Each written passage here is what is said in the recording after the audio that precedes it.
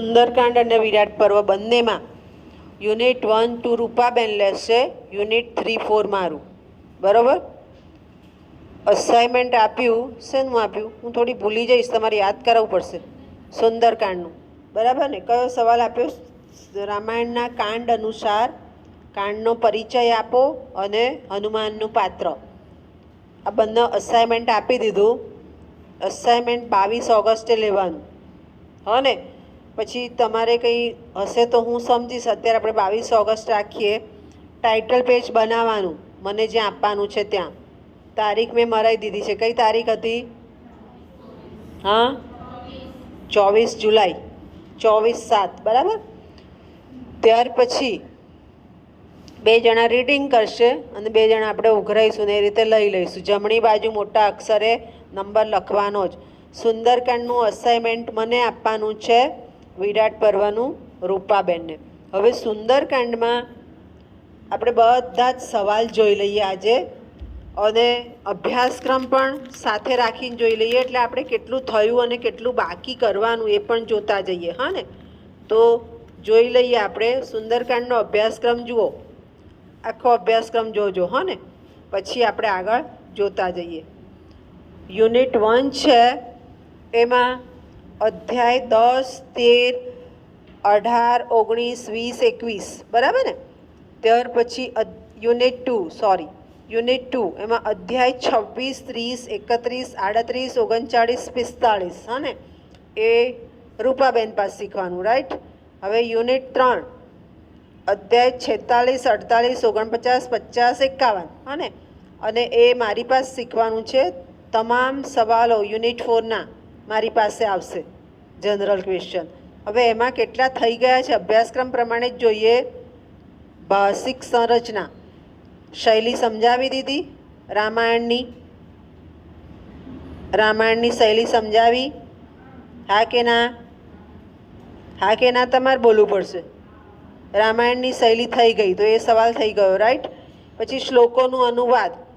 હજી કંઈક ચોપડીનું મને દેખાતું નથી, બાજુવાળા લઈ આવ્યા, હા? તમે લઈ આવજો, એટલે ચોપડી આવશે એ પ્રમાણે આપણે અધ્યાયનું ભાષાંતર જોઈશું. નહીં થઈ શકે તો હું સારાંશ લખાવી દઈશ ને પછી તમારે સમજૂતી જોઈ લેવાની રહેશે, હા ને? બરાબર. ત્યાર પછી જોઈએ તો આગળ છે અર્થ વિસ્તાર. એ પણ શ્લોકોની સમજૂતીમાં જ આવશે, સવાલમાં આવી જશે. ટાઈમ રહેશે તો જ શ્લોકનું ભાષાંતર ને સમજૂતી થશે, બરાબર? હું સારાંશ લખાવી દઈશ. ત્યાર પછી જોઈએ તો કાંડ અનુસાર, એ આપણે એસાઇનમેન્ટમાં આપી દીધું યુનિટ 4માં, હા ને? પછી વાલ્મીકીનું જીવન આપ્યું કે કરાવ્યું કે જાતે કરવાનું? બાકી જાતે કરવાનું. વાલ્મીકીનું જીવન જાતે કરવાનું છે, રાઈટ? પછી હું બોલું છું બધા સવાલ, હા?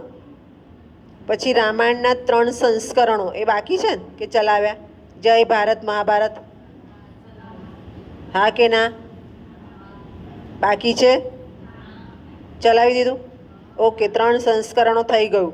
જે થઈ ગયું એ તો તમને યાદ હોય જ ને. અને સાહિત્ય એવં દ્રશ્ય કલા એ હું સમજાવીશ. હવે રામાયણમાં જે સવાલો છે એ આપણે એકવાર જોઈ લઈએ અને લખી લઈએ ધીમે ધીમે બધા. રામાયણ એટલે સુંદરકાંડ, હો ને?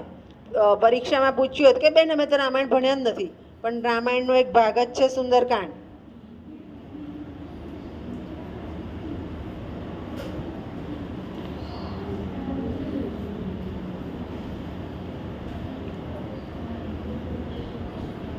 નોંધતા જાઓ. ચાલો હું બોલતી જાઉં છું.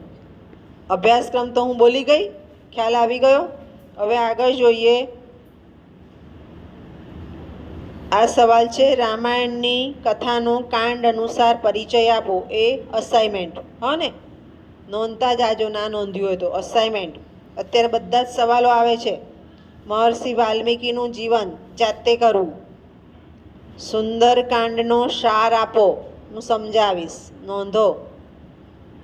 સુંદરકાંડનો સાર આપો, હું સમજાવીશ.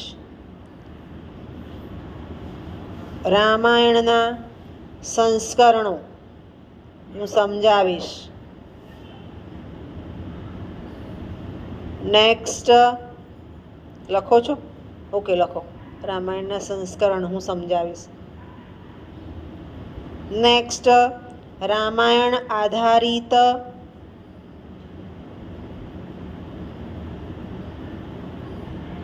આણે કંઈક લોચો માર્યો છે લખવામાં. ઉભા રહો, મને જોવા દો, ખોટું છે.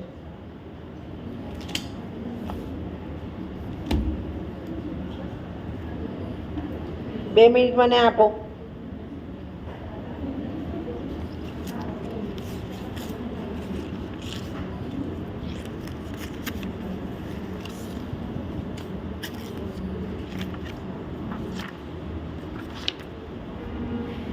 રામાયણની શૈલી તો થઈ ગઈ ને?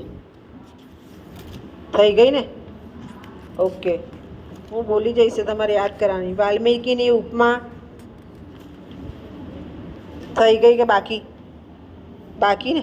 પહેલેથી જુઓ, મને આમાં થોડોક એ પાછો પ્રશ્ન દેખાયો, છોકરીએ મને મોકલ્યું ખરું. જોઈએ, ચાલો. હનુમાનનું પાત્ર અસાઇનમેન્ટમાં આપ્યું, બરાબર ને?